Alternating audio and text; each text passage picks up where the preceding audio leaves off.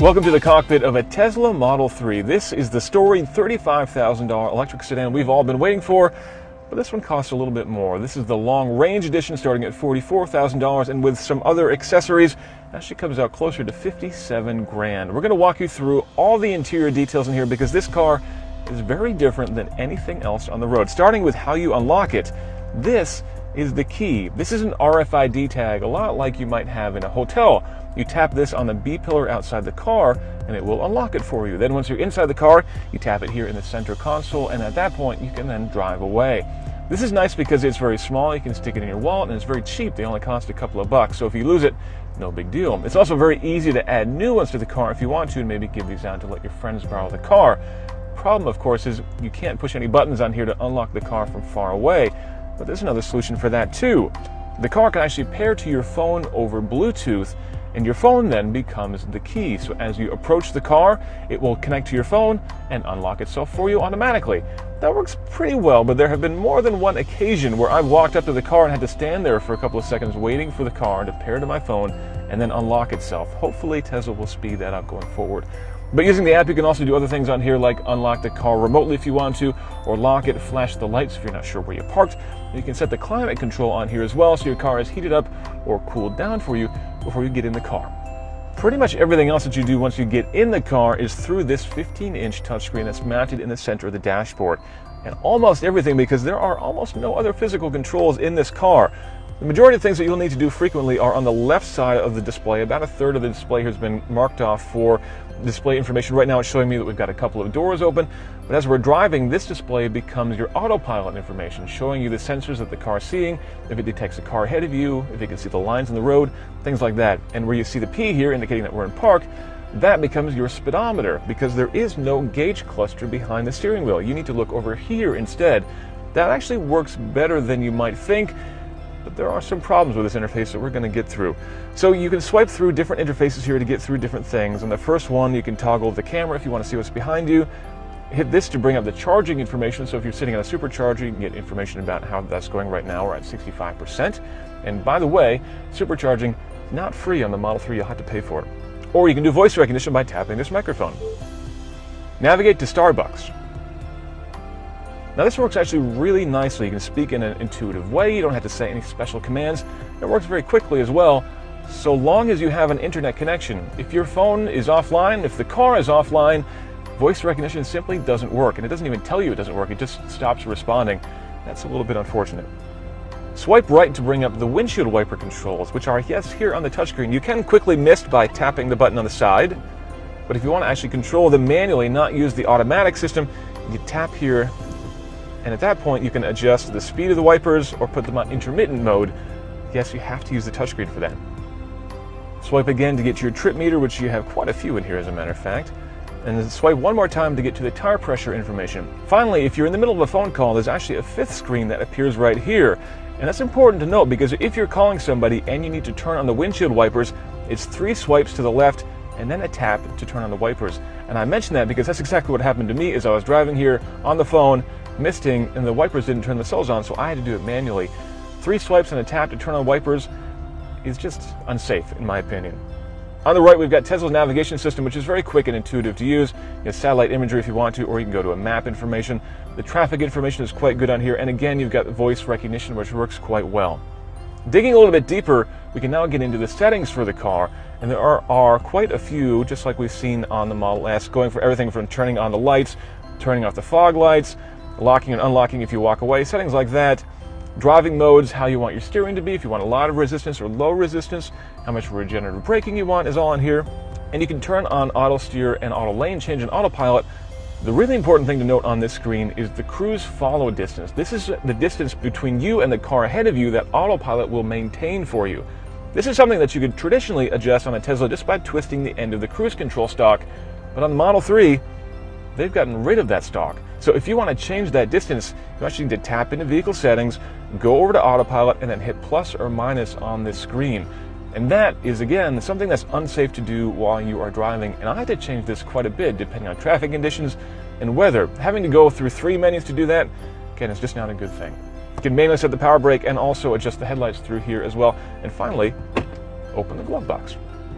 Climate control settings are here as well, automatic, and if you want to adjust the vents, you do that through the touchscreen as well, just like the Porsche Panamera. Seat heaters are here, front and rear defrosters, and the music interface, which slides up from the bottom. You've got Slacker radio, streaming, tune-in as well, and Bluetooth pairing here. And finally, you can very quickly and easily pair your Bluetooth devices even while you're driving, which I admit is a pretty nice thing. That's everything that you can do on the display, and there's really not that much else that you can do in the car because there aren't many physical controls. On the steering wheel here, we've got a couple of scroll wheels like you might find on a mouse. Left is volume control. On the right, you click this in to bring up the voice control, and you click the left one to mute or unmute the sound. You can also click them left or right to skip tracks. On the left, we have the turn signal, and you can flash your headlights, put on the high beams, or use the quick mist for the wiper. But again, if you want to actually turn the wipers on, you need the touchscreen for that. And then on the right is the Tesla shifter to go reverse or drive. And this is how you engage cruise control in the Model 3. Double tap this down to engage cruise control and turn on autopilot. Turn it up again to cancel. There's actually a lot more storage in the Model 3 than in the Model S, which is nice. We've got cup holders all over the place, a lot of cubbies. You can pop this open and you've got a nice deep convex system here. Flip this up and there's a nice set of 2 chargers here with, right now we've got Lightning and a USB Type-C. But you can actually flip this up and change the cables that are in there. So if you have a different type, if you're still rocking a micro USB phone, you can plug that in here too. In the back seat, there's plenty of headroom, even for me, and I sit pretty tall in a car. That's largely thanks to this glass roof. The rear seats fold down, giving you even more cargo space. And up front, we've got the frunk, which gives you a couple more cubic feet of space for an over and under bag or something like that. The interior of the Model 3 is very distinctive, and I like it a lot. I love the simplicity. But I have to say that too many compromises have been made in the name of design simplicity. There simply needs to be more physical controls, especially for things like cruise control and windshield wipers. This car needs to be safe before it needs to be a nice design icon. And I think it's a little bit unfortunate because otherwise, it's a really great car. Thanks for joining our in-depth walkthrough of the Tesla Model 3. Make sure you check out our full review on YouTube and subscribe to our channel for a lot more reviews like this.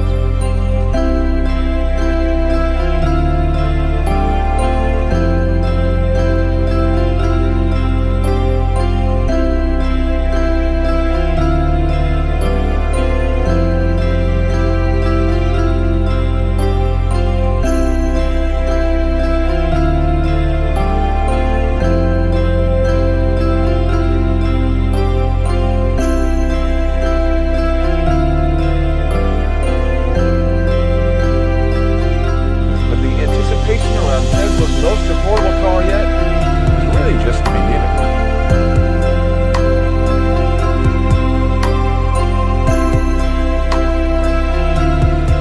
This, you see, isn't just a car.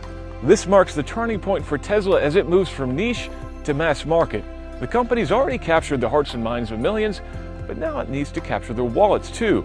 So join me as I find out if the fabled $35,000 electric car that Elon Musk has been promising us for oh so long lives up to all its potential. But there's one caveat I need to get out of the way first. This car costs $57,000. Yes, the base Model 3 starts at just $35,000, but if you are up early enough to get one of the first pre-orders and can order your car now, you'll have to step up a bit. Only the $44,000 long-range car is available now, rated for 310 miles on a charge. The base car does a still healthy 220. Then add in the $5,000 premium package for things like heated seats and tinted glass, which you'll want. Add another $5,000 for autopilot, $1,500 for the wheels, $1,000 for the red paint, and a final $1,000 destination charge, and you get the final price of our test car, $57,500. The good news is all those prices are before state and federal EV incentives, which should see you saving at least $7,500, at least until those disappear.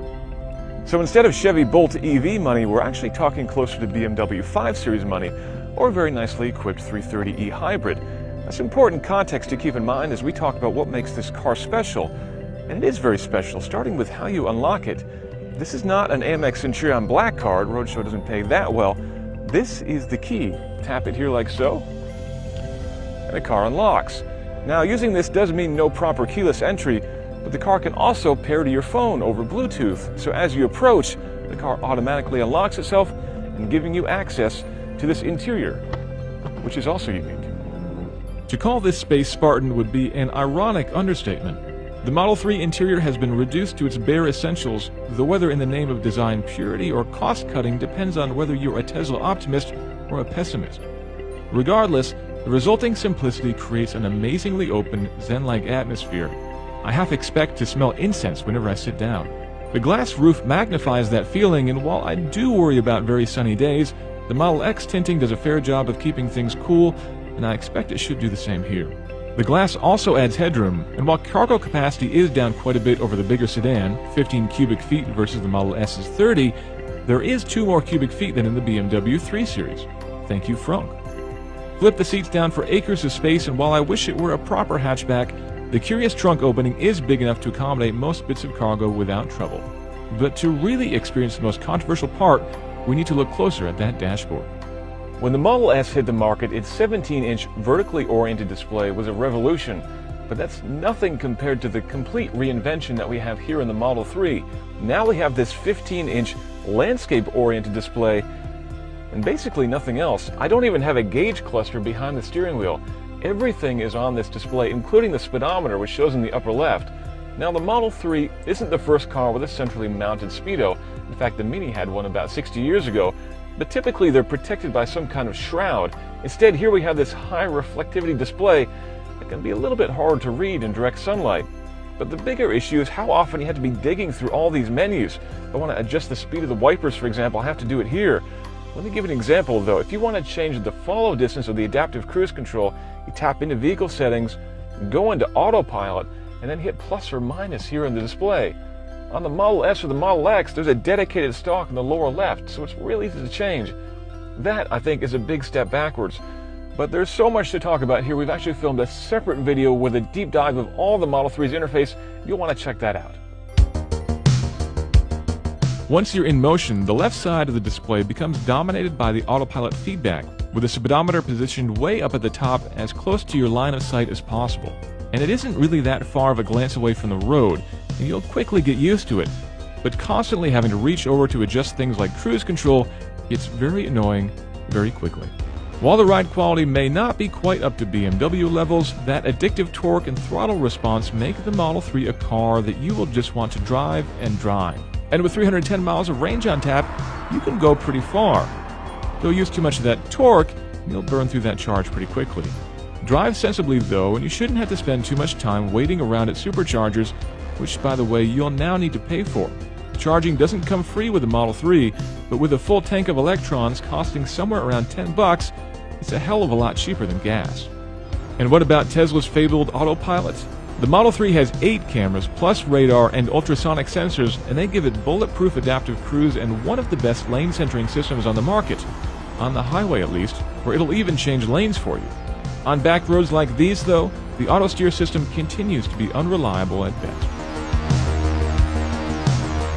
With all the talk about the interior and the displays out of the way, we can finally move on to the best part of the Model 3, and that is how it drives. This car is really fun. With a 0 to 60 time in the 5-second range, it is really fast off the line and very engaging. But more interesting is the handling. This being a lighter car than the Model S, it's definitely more responsive, and we've got a smaller steering wheel with sharper steering too, which makes it feel very responsive out in the corners. It's not a pure driver's car, not a sports car exactly. And if I have to pick any nit, it's that it's ultimately not quite the same ride quality as a BMW 3 Series, but overall, this is just a lot of fun.